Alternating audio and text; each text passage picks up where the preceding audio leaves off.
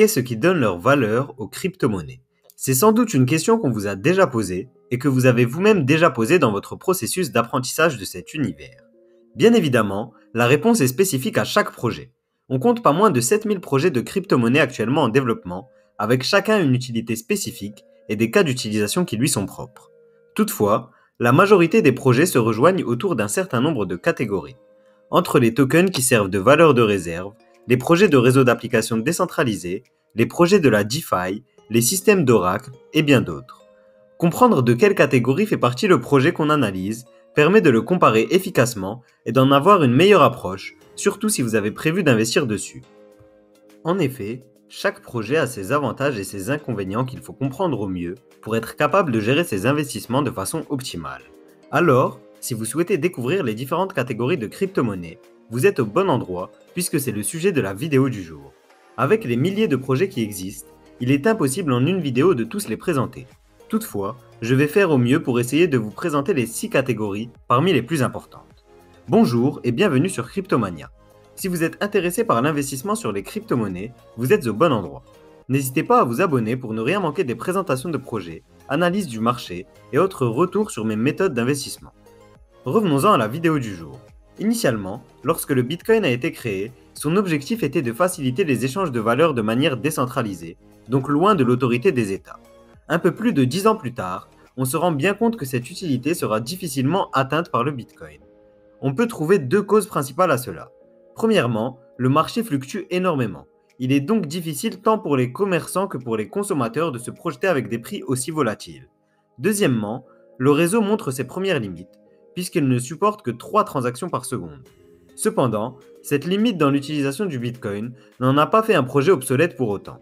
Ainsi, le Bitcoin semble se diriger vers une utilité tout autre, puisqu'il semble qu'il devienne l'or digital.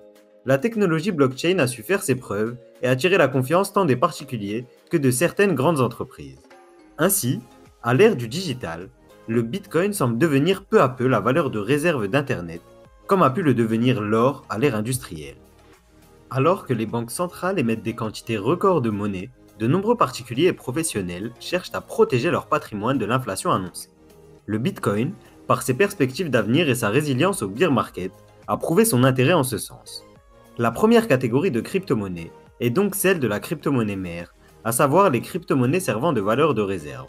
D'autres projets, même s'ils ne sont pas aussi spécifiquement dédiés à cela que le Bitcoin, tendent aussi à rejoindre cette utilisation. C'est le cas notamment de l'EGLD du projet Elrond, littéralement or digital. Il tend à prendre cette utilisation de par son nombre limité de tokens, ainsi que d'autres caractéristiques présentées sur ce schéma. Après le Bitcoin, la seconde crypto-monnaie la plus populaire est sans aucun doute Ethereum, le réseau cher à Vitalik Buterin. Ethereum, c'est un réseau d'applications décentralisé, c'est-à-dire que c'est un réseau sur lequel on peut développer une application pouvant utiliser des smart contracts qui sont émis sur la blockchain Ethereum. Les smart contracts sont la version numérique des contrats traditionnels. Toutefois, leur caractère immuable et facilement consultable permis par la blockchain en font une arme redoutable. Plus besoin d'un avocat, d'un notaire ou même d'un cadre légal pour que le contrat soit respecté. Le seul smart contract joue ces 3 rôles. Cela permet donc de créer des applications fiables qui sont réellement décentralisées. Ethereum a été précurseur dans le secteur et accueille aujourd'hui des milliers de crypto-monnaies et de projets d'applications décentralisées. Parmi ces projets, on retrouve aussi bien des projets de NFT, de la DeFi, mais aussi de bien d'autres secteurs. Fait impressionnant, plus de la moitié des projets du top 100 des crypto-monnaies sont initialement des tokens émis sur la blockchain Ethereum. Pour comprendre l'utilité de ces smart contracts et donc des applications décentralisées, laissez-moi prendre 2 exemples. Premier exemple, pour accéder à cette vidéo ou ce podcast, vous avez utilisé une application mobile ou un site web. Ces outils vous sont fournis par des géants de la tech, comme Google et Facebook par exemple. Ces géants de la tech récupèrent vos données sans que vous n'ayez votre mot à dire. Sur une application décentralisée, tout cela n'est pas possible. Deuxième exemple, lorsque vous investissez sur les marchés financiers, vous devez toujours passer par un intermédiaire, généralement bancaire. Grâce aux solutions décentralisées, vous pouvez court-circuiter ces marchés financiers et vous intégrer à un marché de particulier à particulier, sans intermédiaire et donc avec des frais réduits. Toutefois, ce réseau rencontre certaines limites. Pour répondre à la demande portée par ces milliers d'applications décentralisées, il faut un réseau aux capacités records, ce qui n'est pas le cas du réseau Ethereum, du moins dans sa version primaire. Ainsi, lorsque le bull run battait son plein, il n'était pas rare de payer plus de $50 de frais pour un simple swap de tokens sur Uniswap, principal exchange décentralisé de la blockchain Ethereum. Face à cet envol des frais sur le réseau Ethereum, on a vu de nombreux concurrents émerger, parmi lesquels on peut citer les projets Solana, Polkadot ou encore Cardano pour ne citer que les plus connus. Quand on sait que les tokens BNB et ETH des projets Binance Smart Chain et Ethereum ont atteint des centaines de milliards de dollars de valeur, avec à peine 2 à 3 millions d'utilisateurs actifs sur chacune des blockchains, il est probable de voir un de ces projets atteindre plusieurs trilliards de market cap une fois l'utilisation généralisée. Les tokens natifs des projets sont cruciaux puisqu'ils sont nécessaires au paiement des frais sur la blockchain. Sur les blockchains en proof of stake, ces tokens sont d'autant plus importants qu'ils sont nécessaires au bon fonctionnement des blockchains. Dans une blockchain en proof of stake, le stacking remplace le minage et donc le placement de tokens est nécessaire à l'exécution des transactions et des smart contracts. Reste à savoir quelles blockchains remporteront la dite bataille des smart contracts pour attirer le plus d'utilisateurs et voir sa market cap atteindre de nouveaux records et qui sait peut-être même dépasser celle du Bitcoin. Ces réseaux d'applications ont donc vocation à accueillir des applications décentralisées. Concernant les crypto-monnaies natives de ces réseaux d'applications, elles n'ont généralement pas de maximum fixé, contrairement aux célèbres 21 millions du Bitcoin par exemple. Au contraire, elles suivent souvent un modèle inflationniste, qui est d'ailleurs très utile pour leur fonctionnement. Cette inflation leur permettant de mettre en place des incitations à l'utilisation du réseau. Toutefois, en tant qu'investisseur, il faut se renseigner sur le niveau d'inflation et pourquoi pas profiter des incitations qui se matérialisent, soit par des tokens offerts, soit par une offre de stacking alléchante. Les applications décentralisées qui se développent sur ces réseaux peuvent elles aussi être réunies en grandes catégories. Parmi les projets de crypto-monnaie, on a donc les projets d'oracle. Ces projets d'oracle ont une utilité toute trouvée: connecter le monde de la blockchain au monde réel hors blockchain. Pour ce faire, comme leur nom l'indique, ces projets s'appuient sur des oracles. L'apport de données du monde réel est une nécessité pour le bon fonctionnement des applications. Que ce soit la date du jour, la météo ou encore le prix d'un élément à acheter ou à vendre, ces données sont vitales au bon fonctionnement des applications. Pour les applications centralisées, ces données passent par des API. Pour les réseaux d'applications décentralisés, ces données passent par des oracles. Contrairement aux API, ces oracles sont donc décentralisés. Généralement, ces oracles reposent sur un grand nombre d'utilisateurs, fournissant une réponse à une requête donnée. La réponse fournie par l'oracle est la moyenne des réponses fournies. Pour utiliser ces oracles, il faut payer des frais, généralement dans la monnaie du projet. À l'heure actuelle, Chainlink est le large leader du secteur, mais d'autres projets existent, comme le Band Protocol ou encore API 3.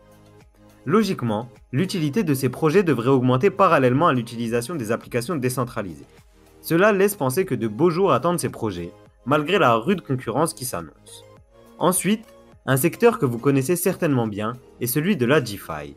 La DeFi a pour objectif de réaliser l'objectif initial du Bitcoin, à savoir redonner la main aux citoyens sur les échanges de valeurs, loin des autorités centralisées.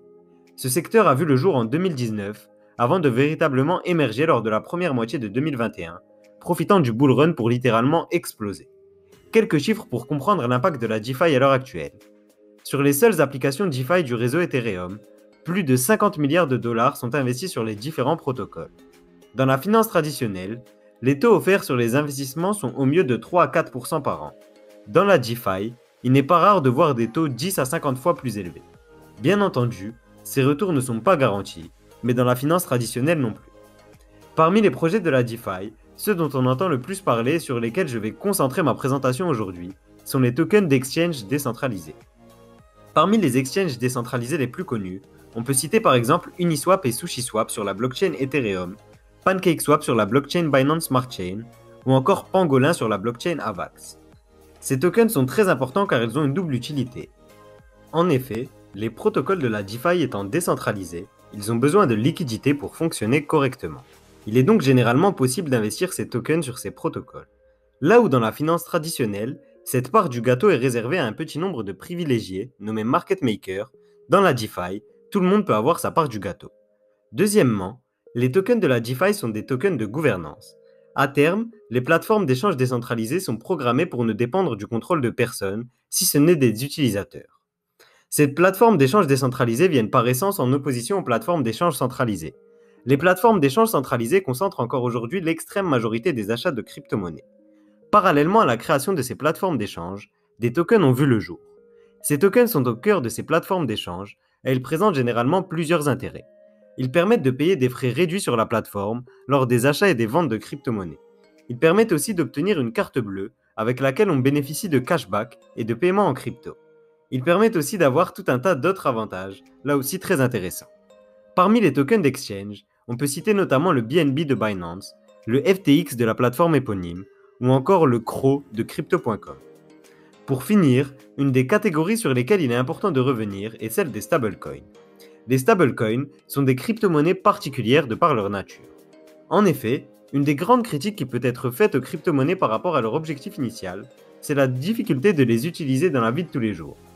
Les stablecoins permettront sans doute de résoudre ce problème. Chaque projet a sa technologie propre, lui permettant de maintenir son cours avec fiabilité autour du cours d'une monnaie traditionnelle, en offrant les meilleures solutions à ses utilisateurs. La majorité des stablecoins sont pour l'instant calqués sur le cours de la monnaie du système financier international, le dollar donc.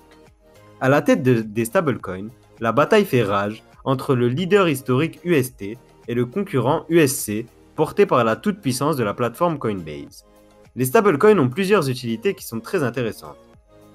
Plutôt que de conserver de l'argent qui dort sur votre compte en banque, le convertir en stablecoin est une opération simple qui vous permettra de générer des rendements très intéressants.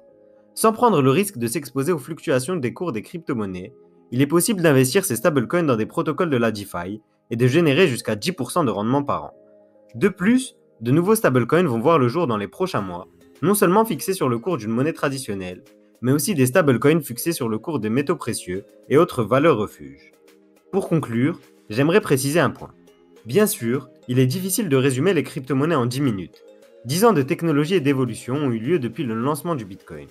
De plus, certains projets rentrent dans différentes catégories, comme le BNB de Binance qui est à la fois le token natif d'une blockchain visant à l'exécution de smart contracts et le token d'une plateforme d'échange centralisée. De même, le token EGLD d'Elrond est à la fois le token natif d'une blockchain et un token visant à devenir valeur de réserve avec son maximum supply fixé à 31 millions de tokens. Pire encore, certaines catégories n'ont même pas été évoquées dans la vidéo, comme les NFT ou les tokens visant à simplifier la gestion de données. Merci à vous d'avoir regardé la vidéo. Si elle vous a permis de mieux comprendre l'univers des crypto-monnaies, n'hésitez pas à laisser un like et à vous abonner. Si vous voulez en apprendre plus sur cet univers aux rentabilités astronomiques, je vous invite à découvrir mon guide de l'investisseur rentable dans les crypto-monnaies. Le lien est en description. Il est disponible sur cryptomaniaclub.fr. Pour rester informé de l'actualité des crypto-monnaies, je vous invite à me rejoindre également sur Instagram. Le lien est aussi en description. C'est tout pour moi et je vous dis à lundi pour une nouvelle vidéo.